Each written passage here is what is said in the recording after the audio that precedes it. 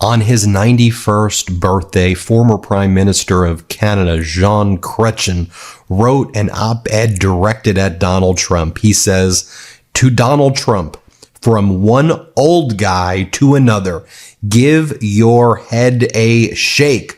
What could make you think that Canadians would ever give up the best country in the world? And make no mistake, that is what we are.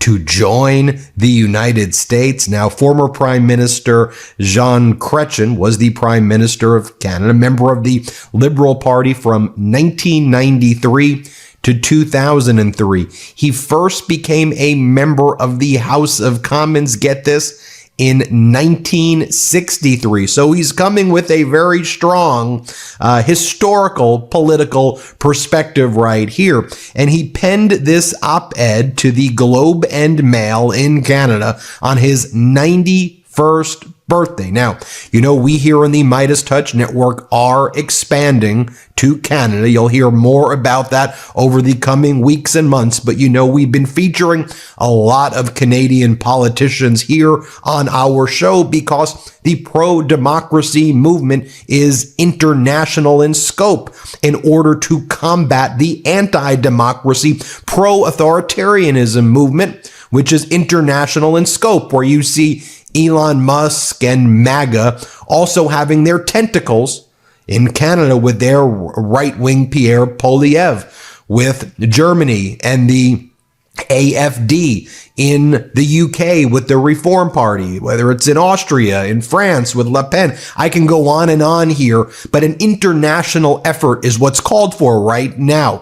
Let me read for you first Jean Chrétien's incredible op-ed. You're going to love this. And then I want to share with you connecting Chrétien to Prime Minister Trudeau. Had actually a pretty powerful appearance on some of the weekend shows. You're going to love that. And then I'm going to show you some of the Canadian voices we had recently on the Midas Touch Network. So here's the op-ed by Jean Chrétien. Canadians will never give up the best country in the world to join the U.S. Today is my 91st birthday.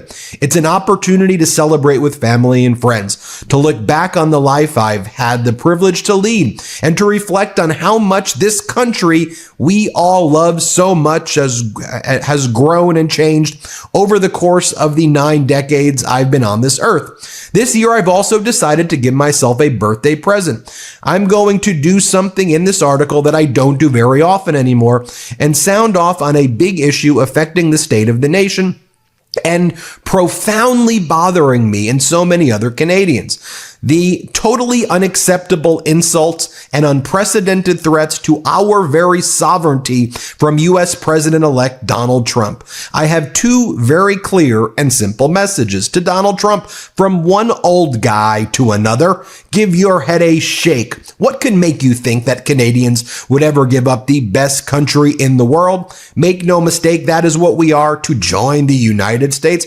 I can tell you Canadians prize our independence. We love our country. We have built something here that is the envy of the world when it comes to compassion, understanding, tolerance, and finding a way for people of different backgrounds and faiths to live together in harmony.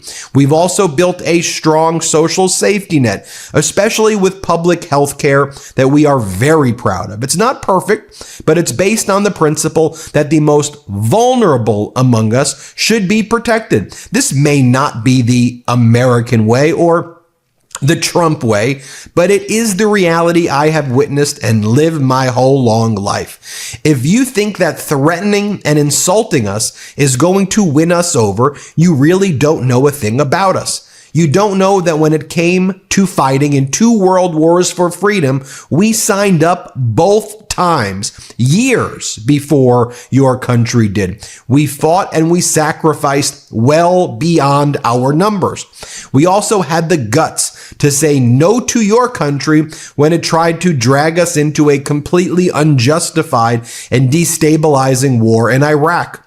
We built a nation across the most rugged, challenging geography imaginable, and we did it against the odds. We may look easygoing, mild-mannered, but make no mistake, we have spine and toughness. And that leads me to my second message to all our leaders, federal and provincial, as well as those who are aspiring to lead our country. Start showing that spine and toughness. That's what Canadians want to see, what they need to see. It's called leadership. You need to lead. Canadians are ready to follow. I know the spirit is there. Ever since Mr. Trump's attacks, every political party is speaking out in favor of Canada. In fact, it is to my great satisfaction that even the Bloc Quebec is defending Canada. But you don't win a hockey game by only playing defense. We all know that even when we satisfy one demand, Mr. Trump will come back with another bigger demand. That's not diplomacy, it's blackmail. We need another approach, one that will break this cycle. Mr. Trump has accomplished one thing. He has unified Canadians more than we have ever been before. All leaders across our country have united in resolve to defend Canadian interests. When I came into office as Prime Minister, Canada faced a national unity crisis. The threat of Quebec separation was very real. We took action to deal with this existential threat in a manner that made Canadians, including Quebecers, stronger, more united, and even prouder of Canadian values. Now there is another existential threat, and we once again need to reduce our vulnerability. That is the challenge for this generation of political leaders. And you won't accomplish it by using the same old approaches. Just like we did 30 years ago, we need a plan B for 2025. Yes, telling the Americans we are their best friends and closest trading partners is good. So is lobbying hard in Washington and the state capitals, pointing out that tariffs will hurt the American economy too. So are retaliatory tariffs. When you are attacked, you have to defend. Control. That's why I'm using levels to better understand my own metabolic health and what I can be doing to improve. In the short term, I use levels to optimize my energy levels during the day and manage weight. In the long term, I'm thinking about the many chronic diseases that are directly linked to metabolic health, including diabetes, heart disease, and Alzheimer's.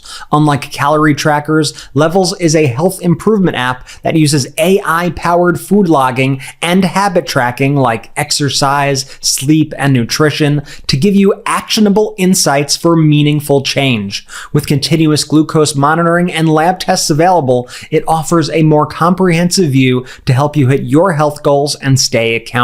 There's so much information about health out there these days, and Levels helps you figure out what will be most impactful for you to focus on to improve your health and reach your personal goals. I personally learned that I was eating foods that were not supporting my health.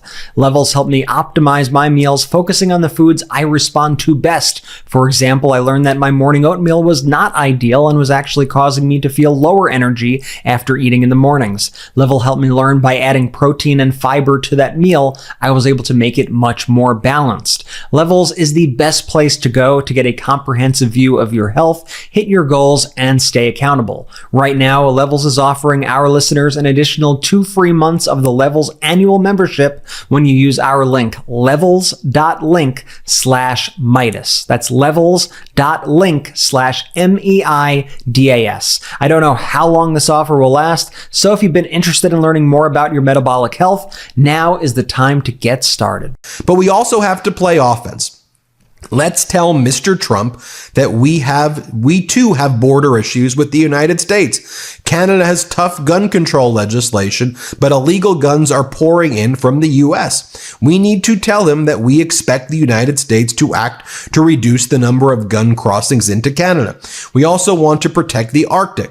But the United States refuses to recognize the Northwest Passage, insisting that it is an international waterway, even though it flows through the Canadian Arctic as Canadian waters. We need the United States to recognize the Northwest Passage as being Canadian waters. We also need to reduce Canada's vulnerability in the first place. We need to be stronger.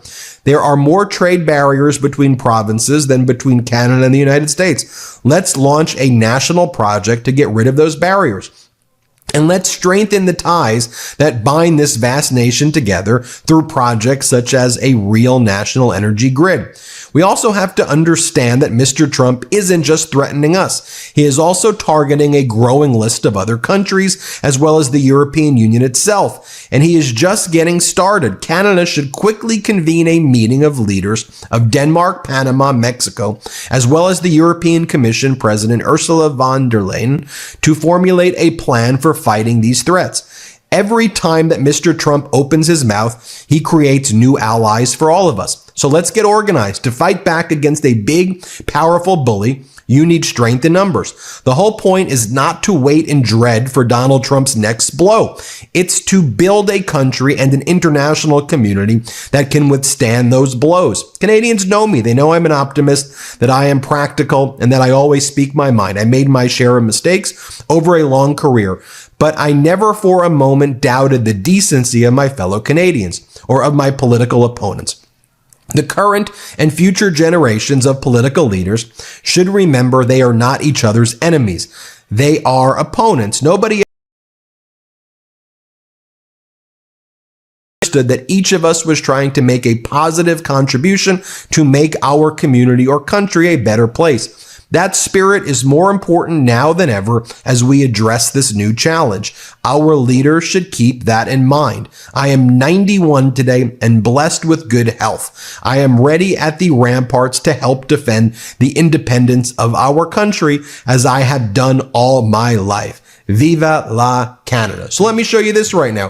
First, let me show you Prime Minister Trudeau over the weekend during one of his appearances. Let's play it. At our borders. I'm assuming he didn't bring up his intention to publicly say he was going to annex through economic means your country. It actually sort of came up at one point, and then we started musing back and forth about this. And when I started to suggest, well, maybe there could be a trade for Vermont or California for certain parts, he immediately decided that it was not that funny anymore, and we moved on to a different conversation. So this isn't out of the blue that he's doing this, but my focus has to be not on something that he's talking about that will not ever happen, but more on something that might well happen, that if he does choose to go forward with tariffs that raise the cost of just about everything for American citizens, that on top.